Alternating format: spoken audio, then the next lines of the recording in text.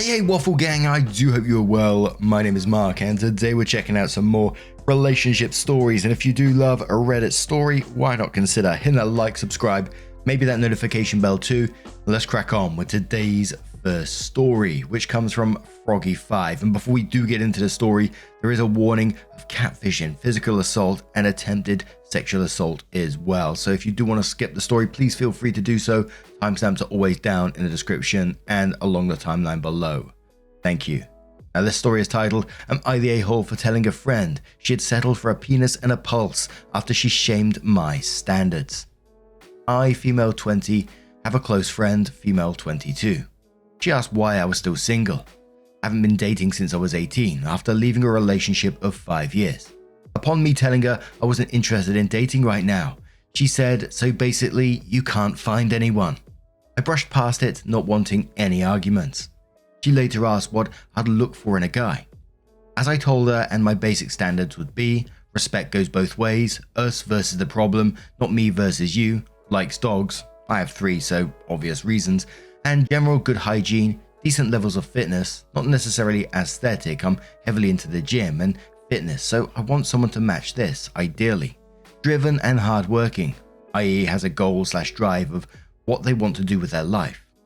I told her exactly as I written above, and she burst out laughing.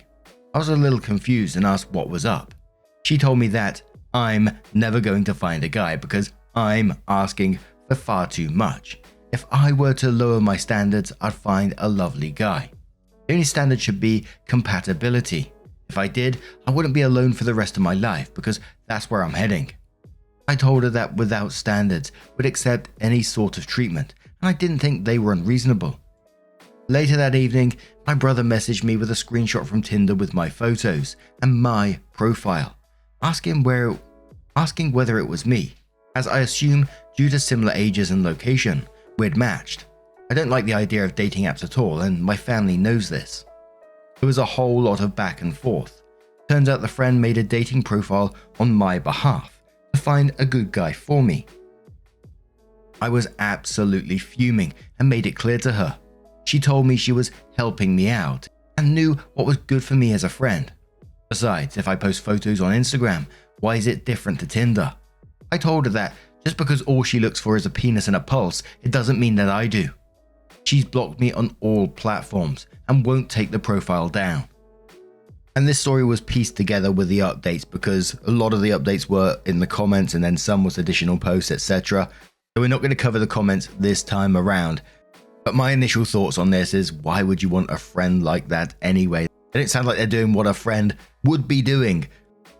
Mention that list of what would be your ideal partner, which I think is a very reasonable list. She burst out laughing and said, the only standard should be compatibility. Surely that list is about compatibility. Now, I'm no expert on this, but I'm pretty sure you'll be able to get in touch with Tinder to get that profile removed. Maybe it's not that easy. I don't really know, but I imagine that'd be the way forward. But OP updates in the comments and says, turns out Tinder isn't the only profile she's made. My brother and I are searching now, so they can be reported. But we found numerous dating profiles, Instagram, Twitter and Facebook, all with the exact same description and photos. I'm slightly panicking now because I think it's gone way too far. How's the best way to go about it? Like, this woman knows everything about me. Family, home address, workplace, etc. Someone asks OP, what are you going to do? And says, I'm staying over at my brother's tonight, bless him. He's got me and the 3 dogs in his one-man apartment. The accounts we found have been reported and she's not aware of where my brother lives, etc. So I shouldn't be in any immediate danger, just a little scared about it all. If it hasn't blown over by the morning, I think I'm going to call and see what they advise. OP updates again and says, thank you so much for everyone's lovely responses. I'm so overwhelmed at the response. You guys are my lifeline at the moment. We later found several more accounts, current count at 22, all containing the same photos and description. The latest we know of dating 5 weeks ago. The night I posted this, I stayed over at my brother's and neighbors informed me of 2 separate cars pulled up in the middle of the night. So she's been sharing my address since. Someone on here advised to get security cameras to monitor whilst I'm not home. Obviously, and in the space of 6 hours, 14 men showed up at my home. It's absolutely fucking mental, especially as I've got no idea what she's telling these men. It has the possibility of getting very, very dangerous quickly. On the police/lawyer front, she's definitely against the law, but until we have direct evidence that she's sending the men to my address, i.e. message from her to one of the men, she can't be charged with harassment.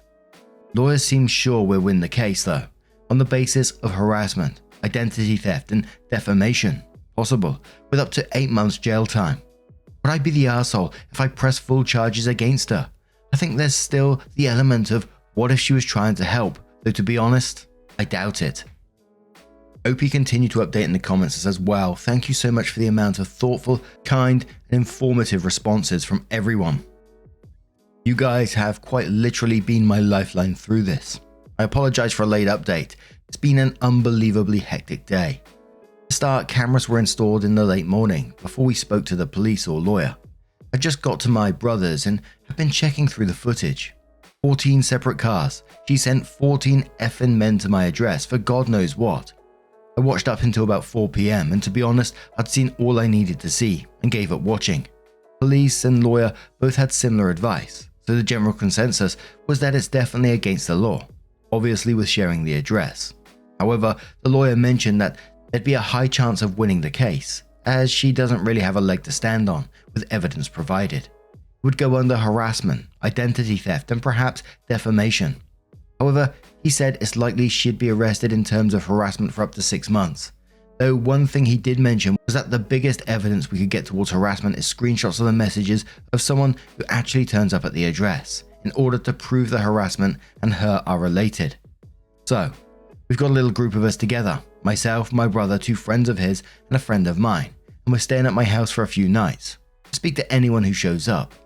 We're hoping that they give us a hand and give us some info on exactly what's been happening from their side, along with any messages that have been shared. That's the plan anyway. A lovely hotel near where I live. The manager messaged my brother after seeing the post about what's been going on, allowing myself and the dogs to stay there for the next week or so, tomorrow night as they're fully booked tonight. So thankfully we got somewhere to go for a little while. You guys have really helped keep my mind of what's been going on. I'm so thankful for your concern and support. Thank you a million times over. OP continues in another update and says potential trigger warning for blood. So last night was nothing short of unsuccessful. For anyone who didn't see it, a group of us were waiting at the house with a note on the door trying to gather evidence for messages, etc. This ended with a massively swollen jaw and cracked one of my back teeth in half. All good this morning, just pretty sore. Just to prevent this post getting too long and the Am I the A-hole rules, if you follow my account I'll be posting further updates over there if you're interested. You guys have really helped keep my mind off what's been going on. I'm so thankful for your concern and support. Thank you. For everyone concerned, the doggies and myself are all good, just a little frightened about it all. But we've just got to keep our fingers crossed, huh? We'll keep the thread updated. I'll detail the up-to-date post in the comments and we'll post updates here. The responses from Am I the A-hole were absolutely overwhelming. Thank you so much. However, due to how the situation escalated, I think it went beyond Am I the A-hole territory, and so any further updates can be found on here. Alright, I'll start at the most significant, though it's a little tied. The psycho friend, can we call her Olivia for the purpose of making updates easier? Anyway, Olivia's sister, being in contact with my brother and later her family informing them of the situation, rang me up this evening and said she got my number from my brother. There was a bit of awkward small talk. Sorry this is happening, etc. But she mentioned a friend of Olivia's has visited Olivia after seeing the post from the sister. If that makes sense. I'm sorry, it's been a lot today. She said that the friend was really concerned about Olivia and seemed emotionally unstable, bursting out into tears, etc. She said she completely dyed her hair. She's normally blonde, dyed to dark brown, had an effing tattoo done of a tulip, emotional significance to me, and was saying she desperately needed money for liposuction, fat removal and breast reduction, and was pleading with a friend that visited, saying it was urgent. Let's just have a think and see who that sounds an awful lot like. Dark hair, check. Tattoo of a tulip on my calf, check. Small boobs, check. Skinny, check. This woman is trying to fucking copy my entire life. So the sister of Olivia asked a friend where she was staying, obviously concerned for the welfare of her sister, and the friend won't say anything about it. The sister lives out of town and can't get hold of her at all. And the sister won't tell me who the friend was that visited her. Helpful, right? On the positive note, the police are holding the guy in custody at the moment. They were able to pick up the reg from one of the neighbor's security cams and I'd assume trace it to an address or something. Anyway, they rang earlier confirming the details of my description and it matched both the security footage and my description. They haven't told me any more than the guy is being held at the moment. On another positive-ish note, my brother finally gets a bit of space back. The hotel invited myself and the dogs to stay for the next week, tonight being our first night. I've made it very clear to the hotel that no info can be disclosed, that I'm staying there, etc., and they've agreed. She's read the fake profile messages on the dating site and hasn't responded. Thank you all for your concern, guys. Beyond appreciative. A comment from OP below this one said, fingers crossed the attorney has advised that it'd be okay to keep a log on social media as long as it remains anonymous for the friend, myself and anyone else involved. Police took down the friend's number that I have her under, but apparently weren't able to find message exchange relating and believe she's using a separate number. Just waiting to hear back from a few sites now and hopefully we can find the number. Thank you so much for your concern. I really do appreciate it. Then OP gives some more information on the attack and obviously trigger warning for blood and says, I'm okay now. I was at the hospital for a little while last night as I was worried it was something to do with my jaw, but thankfully I don't think so and my teeth have taken most of the damage, so just a little knocked up. So the sign on the door said, if you're here to see my name, you've been catfished by a woman using her photos and name to harass her. I'm currently collecting evidence against her and I'd really appreciate if you have any messages from her you could show us. If you're not comfortable, please give my brother's number a call. Anyway, a car pulled up, left about 5 minutes later. No luck there, but after an hour or so, 10:30 maybe, a guy knocked at the door. I just assumed he was coming to help. I kinda thanked him and began to explain what was going on, but he grabbed the side of the shoulder and pushed me towards the corner of the porch. It's fairly small. He's still pinning me in the corner at this point, so I'm pushing off and screaming for the others in the house with me.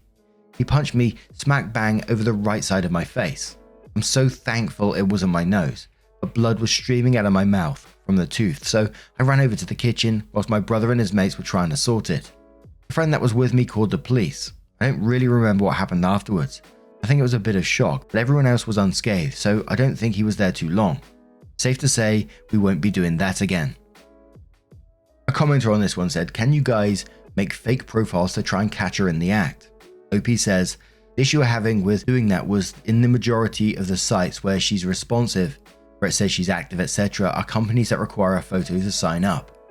Now, if it's any of my friends or brother, she'll likely catch on. However, if we were to use a random photo of someone else, I think we'd end up being legally implicated for identity fraud, especially since a lawyer is involved. After speaking to some of my friends outside of the country, most said that she had sent them a friend request 2 or 3 months ago. It just seems so weird and obsessive that it's something she's been planning for a while. Because really, why is she requesting family/friends of mine who live hundreds of miles away? I've never even mentioned them to her. Thank you for your input. People ask what OP does for work. They say, I've got an ordinary day-to-day job. I work in a local coffee shop. I've done a few modeling gigs over the past 2 years, mainly fitness-based clothing, etc. They were pretty successful, but it wasn't worth the heavy dieting for it. I haven't modeled in the past 6 months at all though. The last small job I did was last October.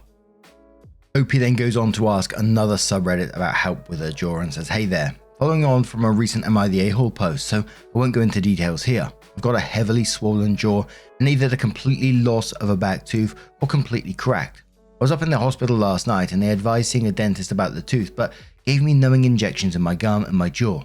However, my jaw is on the complete tilt, if that makes sense. I want to say swelling is maybe the size of a half a tennis ball off my jaw/low cheek. Is there anything I can do to help it? I can barely talk without heavy pain. Thanks. OP continues on another post saying, we made a dating profile with one of my brother's mates who doesn't really know me, so chances are she won't have found him, so technically it's not exactly fake. I did ask her sister whether she had any history with that sort of thing, but she said it was so out of the blue and never shown any signs. Wonder whether she's trying to cover her own ass though. We've been sent over the chat log from one of the dating sites and it's absolutely horrendous. However, she forwards them onto a separate number, multiple different ones too, to arrange to meet. The worst part though, things I've told her that have happened in my life, like for instance my aunt being diagnosed with cancer, she's echoing the same things that have happened in my life off to these men. This thing has been going on for far longer than my brother and I assumed. I spoke to my mum last night. She lives in Australia, so we don't see her very often. I was telling her about what was going on, and she said she spoke to her 4, maybe 5 months ago. The friend told my mum that she was arranging a photo wall for my 20th and asked whether she had any childhood photos and any pictures she had of me to use. She also asked for my mum's address to mail any photos from the day to her. This is obviously absolute bullshit, but I wonder whether she wanted the address to confirm I wouldn't go live with my mum. I don't know. My mum never mentioned anything, as it was meant to be a surprise apparently, and she had forgotten all about it afterwards. Off to speak to the lawyer about this afternoon. Keep fingers crossed for us. Next update says, apologies it took so long, update here. Update 3, is it? Firstly, apologies for not updating. I wanted to make sure the info was correct, so there'd be no speculation with what's going on. The friend has been arrested since last update. As suspected by many, she was encouraging CNC, which is believed to be consensual, non-consensual, a kink. From the message with the guy that attacked me, she told him that she's cheating on her boyfriend, and he found out she was on dating sites. So she had to lie and say that it was a catfish, which might explain why the sign was ignored. Lawyer thinks she'll be taken in for psychological examinations. I'm not sure what's happening with the guy that attacked me, but I'm tentative to push for charges against him if he really did believe her lie about the catfish. But really, how stupid can you be? Still men turning up at the house, so I plan to move to the coast in the next couple of weeks. The sister ended up lying to the police, telling them that she'd never spoken to me, so I think she received a warning for false info to the police. I think that's all. Oh, and thank you to everyone asking about my jaw. Swelling is down, just bruised. Lots of love and hugs to all. You know when you read a story and afterwards you're like, just totally lost for words, like holy shit, that was a roller coaster.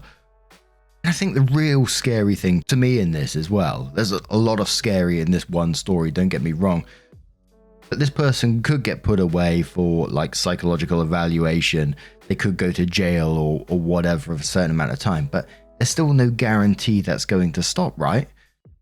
And we've read stories about friends catfishing other friends before, but this just went to a whole different level. But now I'm going to turn this one to you guys. What do you guys make of this situation? Holy moly. Let me know your thoughts down in the comments below. Let's move on to another story. And this next little story comes from the Am I the A-hole subreddit from Available Feedback 33 and says, Am I the a-hole for demanding that my parents uninvite my ex-wife and my ex-best friend from their garden party? I came to Reddit for an honest opinion on if I'm the arsehole. I, 32 male, have been divorced from my ex-wife Ellie, 32 female, for 4 years. It was not a nice thing. She and my ex-best friend Silas, 25 male, have been married for 3 and have a 1-year-old baby. My parents and Ellie's parents were longtime family friends, and that didn't stop after our divorce. My parents are hosting their yearly garden party, which is just an excuse for them to catch up and gossip with the other seniors. I was visiting my parents when they told me that Silas and Ellie would be in town and they were invited to the garden party. My parents can't wait to meet their baby. I told them no, they are not coming. My parents didn't budge and said they would not be rude enough to retract an invitation after Ellie and Silas agreed. I said no one wants their ex-wife at their parents' party. My parents said I could be polite for one day. They really want to meet the baby and catch up with them. I made an ultimatum that it was either me or them. I would not attend if they came. My parents called me an arsehole for making them choose, as Silas and Ellie hadn't asked it and potentially making Ellie's parents think badly of them. Am I the a-hole? Extra info on this one. Obi-Wan Valdez says, info. Did Ellie cheat on you with Silas, or were you upset they dated after your divorce? It seems like you feel some sort of betrayal by Silas. It is to add, that's a bit more than a little mistake. Everyone sucks here. So OP replies and says, Ellie had an emotional affair with Silas, but she insists she didn't and only thought of a relationship after we separated, which is bullshit since they moved quick. I think she was looking for a reason to divorce me because I made one little mistake and she threw me out of the house and poisoned my relationship with my parents. Silas was my best friend and I never could think he would choose her over me. I defended him from Every time she would say I was too old and had too much to think about and hang out with Silas, but apparently she wasn't too old to get knocked up by him. So then people straight after that comment were like, so what was the one little mistake?